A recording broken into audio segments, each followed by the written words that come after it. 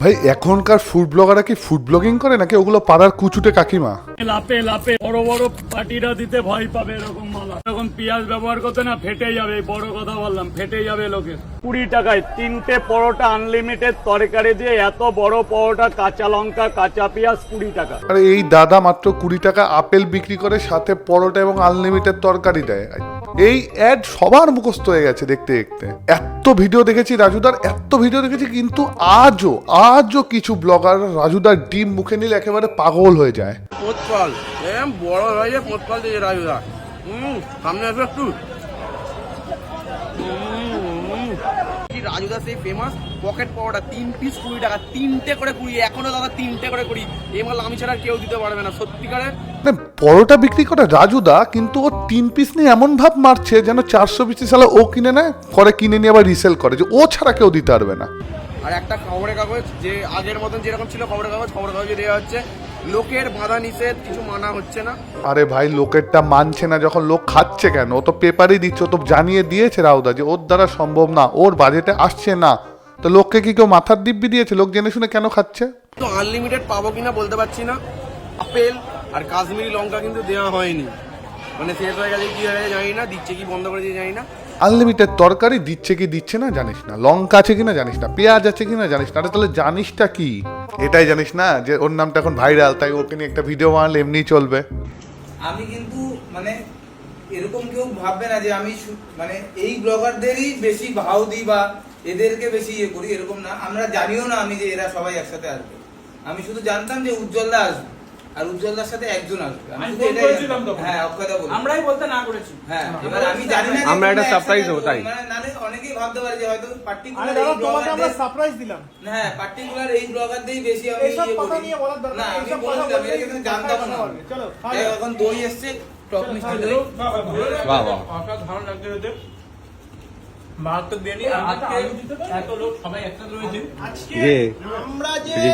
কেমন লাগছে? দেখো এরকম খাওয়াতে হবে, ইনভাইট করে একটু খাওয়াতে হবে, ফুড ব্লগারদের প্রতি ভালোবাসা দেখাতে হবে, লাইনের আগে মাল দিতে হবে, না হলে কিন্তু ফুড ব্লগাররা খেপে বোম। আমাদের গান্ডু পরোটা, ছেঁড়া পরোটা না, সরি, মানে পকেট পরোটা, যত ফুড ব্লগারকে অপমান করেছে, আমি মনে করি প্রত্যেকটা ফুড ব্লগার ওকে 30 টাকা করা ভিডিও করতে না যাও, বুঝিয়ে যাবে ফুড ব্লগারদের কী দম আছে। আর যারা কুকুর আছে তারা যাবে, আর যারা মানুষ আছে তারা যাবে না। এটাই গ্র্যাজুয়েট ছেলের কথা। খুব খারাপ লাগলে পকেটে ভরে নাও, আর ভালো লাগলে বুকে নিয়ে নিও আমাকে। নমস্কার। এই যে না হলে আমাদের একটা সদ্য দোকানদার থেকে ফুড ব্লগার হওয়া দাদা অনলাইনে এসে গান্ডু ফান্ডু বলে দেবে, কোনো ব্যাপার না। ওকে দাদা, পকেটে রেখে দিলাম। এক্সাম্পল নাম্বার 2, পাড়ার কুচুটে কাকিমাদের মতো কন্ট্রোভার্সি করার চেষ্টা।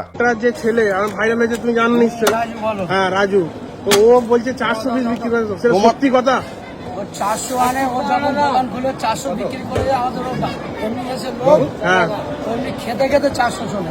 তাহলে ও যে কন্টিনিউ তোমার মতে কত পিস নিয়ে আসে?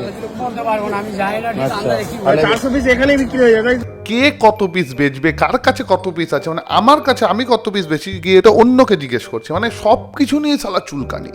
তোমার কোথা থেকে আসো? থেকে আসি। তোমার এটা কুমার নয়? আচ্ছা, তোমার এটা কুমার নয়, তাই তো? আচ্ছা, না কানে কি সমস্যা আছে? কানে কোনো সমস্যা না থাকলে তো সম্ভব না। ও বারবার বলছে ওনার বাড়ির অ্যাড্রেস কোথায়, তারপরে গুমা, যেহেতু রাউদা বাড়ি গুমা, কন্ট্রোভার্সি করানোর জন্য। তাহলে এটা গুমার না, তাহলে এটা, আরে ভাই পৃথিবীতে কি শুধু গুমাতেই পাওয়াটা তৈরি, আর কোথাও হয় না নাকি? এটা খুব অদ্ভুত একটা জিনিস আবিষ্কার করলি তোরা। এখন দেখছি কাকা শিয়ালদা স্টেশনে মানে আরেকজনে বিক্রি করে, সে দেখছি 30 টাকা প্লেট করে দিয়েছে।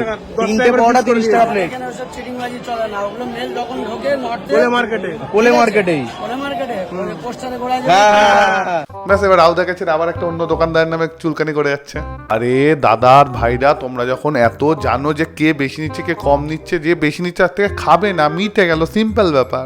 পরোটা সব তো আবার হাতে নিয়ে একটু দেখি, একটা পরোটা আমরা ভাঁজ করে মুড়ে দেখি, মুড়ে দেখি না, পকেটে ঢুকে যাবে নাকি দেখি। একটু দেখি, এই যে ভাঁজ করে দেখা দেখি, এরকম মুড়েও দেখি। মুড়ে দাও, এই দেখুন, তার মানে পকেটে ঢুকে যাবে, তাই তো?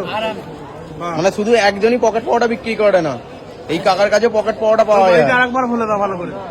দেখো চুলকানি কত রকমের হয়, মানে ও একবার বলেছে রাউদা পকেট পাওয়াটা, ব্যাস এখানে এসে পকেট পাওয়াটা। তোমারটাও কি ভাজ, আর পাওয়াটা তো ভাজ হবে, এটা নর্মাল ব্যাপার।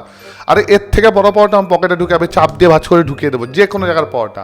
মানে বেশিরভাগ জায়গার পরোটাই তো নরম হয়ে একটু ঢুকে যাবে, মানে এটা এমন একটা কি ব্যাপার, মানে সব কিছুতে ওই শব্দগুলো যেগুলো শব্দ ইউজ করে ব্যবসার জন্য সেগুলো নিয়ে ইচ্ছে করে কন্ট্রোভার্সি করার চেষ্টা। কাকা তোমার এই পরোটা কি পকেটে ঢোকানো যাবে? মানে অনেকে পকেট পরোটা বলে। আজ হয়ে সালা সেম জিনিস এই কাকার সাথে ট্রাই করেছে, ভাগ্য ভালো কাকা কিছু বুঝতেই পারেনি। কাকা বুঝতে পারছে না যে পরোটা তো খায়, পকেটে নিয়ে মানুষ কি করবে, মানে কাকা বুঝতে পারেনি, তাই কাকা বেঁচে গেল এই যাত্রা। এখনকার নতুন একটা ট্রেন্ড হচ্ছে, সবাই বলছে ওনাকে খারাপ ব্যবহার করে, আর ওকে কি কি সহ্য করতে হয় তোমরা দেখবে।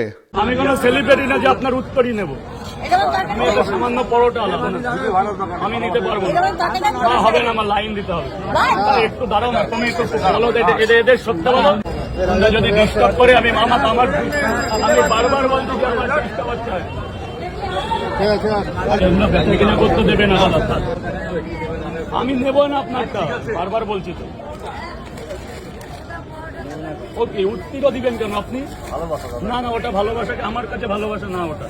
ভাবো পরোটা বিক্রি করছে, কাকে তরকারি দেবে, কোনটা প্যাকিং করবে, এই নিয়ে ব্যস্ত। ওর মধ্যে একজন এসছে উত্তরীয় পড়াবে, মানে কি এটা কি কনসেপ্ট? রাউদ এখন সাপ বলে দিল আমি নেব না, তখন বলছে চা খাও চা খাও, উনি বলছে তাও নেব না, মানে কি এগুলো? লোককে লাইনে দাঁড়াতে বললো, লোক খেপে যাচ্ছে। আর এরপর যদি কাউকে আগে দিয়ে দেয় তাহলে অন্য লোক খেপে যাবে, মানে ও করবেটা কি? সিরিয়াসলি বলছি, মানে ওর দোকানের সামনে এমনিতেই রাস্তা ব্লক হয়ে যাচ্ছে, এই জন্য এরিয়াল লোক এসে আবার ওকে কথা শোনাচ্ছে। ও বেচারা করবেটা কি? বলতে বলতে ক্লান্ত হয়ে যাচ্ছে, মানে ও কি করবে? বড় প্লাস্টিক দেবে কালকে দিয়ে দুটো সিভিক পুলিশ লাগিয়ে দেবো, দিয়ে রাস্তা দিয়ে জাম করছিস পুরো। হ্যাঁ রাস্তা খাওয়া বলেছি, সবাইকে বলে দিয়েছি। ওই করতাম। ও দাদা এদিকটা চেপে দাঁড়াবে, এদিকটা চেপে দাঁড়াবে, এদিকে চাপো, এদিকে চাপো, এদিকে এদিকে এখানে করতে দেবে না দাদা। দাদা রোডটা ছেড়ে দিন, দাদা রোডটা ছেড়ে দিন। কি রে আপনারা, আপনাদের তো কোনো বিবেক করলে তো মুশকিল হয়ে যাবে। আরে এখানে বসতে দেবে না তো কিছুদিনের প্রবলেম হয়ে যাবে। আরে একটা জিনিস তো পাবলিককে বুঝতে হবে যে ও একটা অনেক দূর থেকে এসে ব্যবসা করে অন্য একটা জায়গায়, এটা ওর নিজের এরিয়া না। এখানে লোকজন যদি খেপে ওকে ব্যবসা করতে না দেয়, ও বেচারা করবে কি সেটা কেউ ভেবে দেখেছে? কোনো ফুড ব্লগাররা না, সেইটা তো কেউ দেখাবে না। ওর বিজনেস বন্ধ করে দিলে কি ওই ফুড ব্লগাররা দেখবে? এত ফুড ব্লগার আছে, মানে খাওয়ার চেয়ে শুধু বুঝতে হবে না কোনটা কাস্টমার কোনটা ফুড ব্লগার। এইভাবে হাতে ক্যামেরা নিয়ে দাও পরোটা দাও দাও, মানে কিভাবে বুঝবে ও? আর বলুন 50 টাকা দিয়ে দেবো। দাদা এখানে ভিডিও করছে, দাদা এখানে খাচ্ছে, তাই তো? 1 2 3 4 5 6 7, তাহলে আমি কি বলছি 7 8টা 50 টাকায় দিয়েছি। এবার বলো কোথা থেকে? কোথা থেকে এসছে বলো? আরে বাবা, সে তো বহুত পাহাড়ি জায়গা। গুয়াহাটি তো, গুয়াহাটি না ওটা আসামের মধ্যে তো। আমি আপনার সাথে সেলফি নিব। অবশ্যই সেলফি কেন, সব এদিকে সরে আসো, সরে আসো। নাও নাও নাও, ঝপাত করে নাও। আর ওই ব্যস্ততার মধ্যে একটা সেলফি তোলার আবদার না দিলেই আবার ওর নামে বাজে কথা বলবে। শুধু তাই না, হয়তো অনেকে ওর সামনে ভালো কথা বলে, আবার বাড়িতে গিয়ে যাতে ভিউ বেশি আছে, কারণ মানুষ নেগেটিভ দেখতে পছন্দ করে, নেগেটিভ ভিডিও আপলোড করে দেয়। এর মধ্যে যদি রাউদা কাউকে চিহ্নিত করে বলে যে ভাই প্লিজ বা দাদা এগুলো ডিলিট করে দাও, সোশ্যাল মিডিয়া তো লোকে খারাপ ভাববে, তখন একটা অজুহাত, বাবা আপলোড করেছে, মামা আপলোড করেছে, আমি আপলোড করেছি, বুঝিনি। আর কেউ কেউ তো ভিউজ চলে এসছে, কি করে ডিলিট করবো বলো? তোমার সম্মানের থেকে তো আমার ভিউজটা ইম্পর্টেন্ট। আমি জানি আমি ভুল করেছি, কিন্তু তো আমি ডিলিট করবো, কারণ ভিউজ চলে এসছে। করছো এখানে ওখানে ঝাড়ু দিয়া তরকারি ফেলা, এগুলো হিট, মানে ক্যামেরা আমার অবর্তমানে করছো, এগুলো করো না, এগুলো দেখতে খারাপ লাগে। যেহেতু সোশ্যাল মিডিয়া তো এগুলো বলছো, আমি ছাড়বো না, ডিলিট করে দেবো, বাড়ি গিয়ে ডিলিট করে দিচ্ছ, ওই মানে আবার ছেড়ে দিচ্ছ। কিছু বললে বলছে দাদা ভিউজ হয়ে গেছে, এ বলছে ছেড়ে ফেলেছি, এ বলছে আমার দাদা করেছে, এ বলছে আমার বাবা করেছে, এরকম এক্সকিউজ, এরকম প্লিজ করো না। দেখো সমস্যাটা কোথায় জানো তো? যখন কোনো দোকানে প্রথমবার কোনো ফুড ব্লগার যায়, তখন ও তাকে ওয়েলকাম করে যে ঠিক আছে চলো আমার ভিডিও বানাচ্ছে, আসছে লোকজন, আসছে সোশ্যাল মিডিয়াতে ফেম হচ্ছে, আমিও দেখছি, আমি লোকের নজরে আসছি, বিক্রি বাড়ছে, তখন না খুব ভাল লাগে, খুব মিষ্টি লাগে ব্যাপারটা। কিন্তু এখন এক জায়গায় যেমন হয় ওই মৌমাছির মতো, একজন আসলে বা হাজার হাজার লোক আসবে, হাজার হাজার ফুড ব্লগার আসবে, ব্যাস তখন কি হচ্ছে, সবাই ক্যামেরা নিয়ে এসে ধরে আছে, এর জন্য অন্য লোকের কাছে প্রবলেম হচ্ছে। এবার কি, ও তো পরিচিতি পেয়ে গেছে, এবার আননেসেসারি যখন এত ভিড় হচ্ছে, তখন ওর সমস্যার মধ্যে পড়তে হচ্ছে, ওকে বিড়ম্বনার মধ্যে পড়তে হচ্ছে, আশপাশের লোকের নজরে পড়ে যাচ্ছে, পান থেকে চুন খসলে কিন্তু ওকে কথা শোনাবে লোকজন, সেই জিনিসটাও কিন্তু দেখতে হবে। এই জন্য বলবো কোনো কিছুই না বেশি বাড়াবাড়ি ভালো না। ভাইরাল বা ফেমাস হওয়ার সাথে সাথে কিন্তু এই নেগেটিভ পয়েন্টগুলো তোমার জীবনে আসবে। তো যদি আমার ভিডিও ভালো লাগে তা লাইক করতে পারো, তোমাদের মতামত কমেন্টে জানাবে, ভিডিওটা শেয়ার করবে, আর চ্যানেল সাবস্ক্রাইব করতে তো একদম ভুলবে না। আর দেখা হচ্ছে আগামী ভিডিওতে। ভালো থাকো, সুস্থ থাকো। এদিকে আমি নিজেই অসুস্থ।